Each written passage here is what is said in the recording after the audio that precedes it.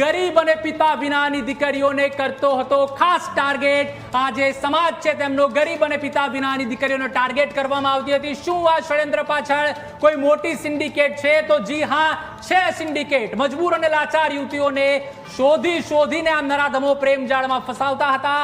ત્યારે અમે એક બાદ એક ખુલાસા આજે કરીશું। પરિવારની આર્થિક નબળાઈનો પણ આ આરોપીઓ લાભ લેતા હતા। શું આ ષડયંત્ર પાછળ સિન્ડિકેટ છે જુહી? તો ચોક્કસથી છે। અમે સમગ્ર રિસર્ચ કર્યું છે, અમારી ટીમ દ્વારા રિસર્ચ કરવામાં આવ્યું છે અને ગ્રાઉન્ડ ઝીરો ઉપર અમારા સંવાદદાતા દરેક જિલ્લા તેમજ તાલુકામાં ફર્યા છે અને ત્યારબાદ અમે આજે રિપોર્ટ છે અમારા ન્યૂઝ કેપિટલના દર્શક મિત્રોને બતાવી રહ્યા છે। કારણ કે આ ષડયંત્ર અત્યારે બિલકુલ ચલાવી લેવામાં ન આવી શકે।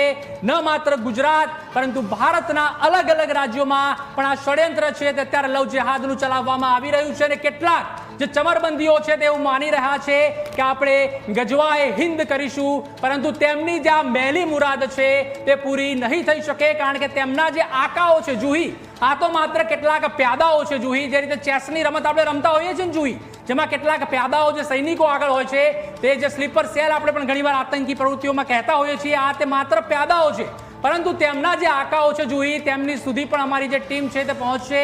જે નાપાક દેશો તેમને સપોર્ટ કરી રહ્યા છે તેમની સુધી પણ અમારી ટીમ છે જુહી તે આપણી પહોંચવાની છે અને એક બાદ એક ખુલાસા આપણે કરીશું જુહી। બિલકુલ, આપણે કહ્યું કે આખું સિન્ડિકેટ ચાલી રહ્યું છે। આ સિન્ડિકેટ આજથી નહીં વર્ષોથી કામ કરી રહ્યું છે। એટલે આપ વિચારો કે ઘણા એવા કદાચ 10 થી 12 કિસ્સા 6 મહિનાની અંદર સામે આવતા હોય, જે દીકરીઓ આ મુદ્દે બહાર આવી અને બોલતી હોય, એમને સપોર્ટ મળતો હોય, એમને જંજાળમાંથી બહાર કાઢવાના પ્રયત્ન એમના સમાજ દ્વારા પણ કરવામાં આવતા હોય, પણ એ દીકરીઓનું શું જે હજુ સુધી બોલી નથી, લવ જેહાદમાં ફસાઈ હોય પણ હજુ સુધી એ બધા જ અત્યાચારો સહન કરી રહી છે, એમના બાળકો બધા અત્યાચારો સહન કરી રહ્યા છે, પણ એ દીકરીઓમાં એટલી હિંમત નથી કે આવી અને બોલે। કારણ કે પરિવાર શું કહેશે, સમાજ શું કહેશે? આ એ જ લોકો છે કે જેમને ક્યાંક ને ક્યાંક દગો આપી અને એ દીકરી એ વ્યક્તિ સાથે ભાગી હશે, એની સાથે લગ્ન કર્યા હશે અને ત્યારબાદ એને ખ્યાલ આવ્યો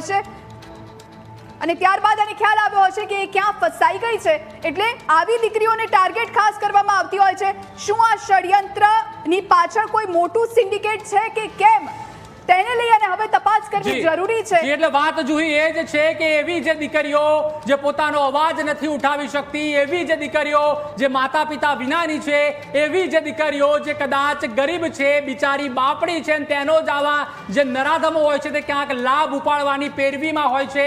પરંતુ અમે તેમને આગળ હવે તેમાં પાવરધા નહીં થવા દઈએ। કારણ કે અમારી જે ન્યૂઝ કેપિટલની ટીમ દ્વારા અમે સતત આ મુહિમ છે તે ચલાવતા રહીશું અને જેટલું આને અટકાવી શકીએ તેટલો અમે અટકાવવાનો પ્રયત્ન કરીશું જુહી। કારણ કે આને બિલકુલ સમાપ્ત કરવું તો કદાચ શક્ય નથી, પરંતુ જેટલું પણ આપણે અટકાવી શકીએ, જેટલું પણ આપણે જે તમામ જે આવી દીકરીઓ છે તેઓને ન્યાય અપાવી શકીએ તે દિશામાં અમારી ન્યૂઝ કેપિટલની ટીમ છે તે સતત ચોક્કસથી કામ કરતી રહેશે। આપણી સાથે અમારા આઉટપુટ હેડ જીગર પણ જોડાઈ ચૂક્યા છે। જીગર, જે રીતે આપણે સમગ્ર આ મુહિમ ઉપાડી છે ન્યૂઝ કેપિટલની ટીમ દ્વારા, ઘણા દિવસોથી આની ઉપર આપણે રિસર્ચ પણ કર્યું છે, અમારા સંવાદદાતા છે તે પણ ગ્રાઉન્ડ ઝીરો ઉપર ગયા છે, ત્યારબાદ આપણે આ તથ્ય જે છે તે સત્ય છે, નગ્ન સત્ય તે સામે આવ્યું છે કે કેટલાક જેહાદી ષડયંત્રકારો છે તેઓના દ્વારા સમગ્ર ષડયંત્ર ઘડવામાં આવ્યું છે અલગ અલગ જિલ્લા તેમજ તાલુકામાં। આખી જે મોડસ ઓપરેન્ડી તેઓની છે, જે સિન્ડિકેટ છે જીગર, તે પણ પકડાઈ છે, તેનો આપણે આજે ખુલાસો દમદાર રીતે કરવો છે।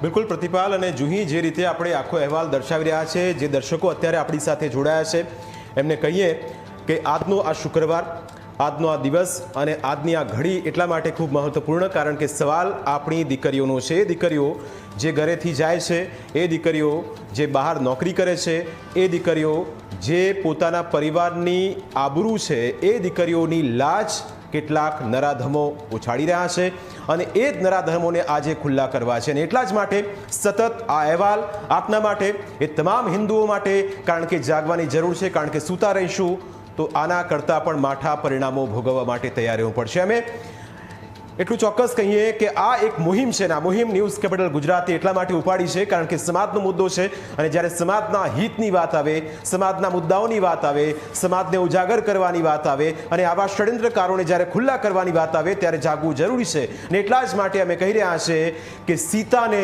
સલીમથી બચાવવાની છે અને સલીમથી બચાવી હશે તો આપણે તમામે જાગવું પડશે। એટલા જ માટે હજુ આ શરૂઆત છે, હજુ આ અહેવાલની શરૂઆત છે।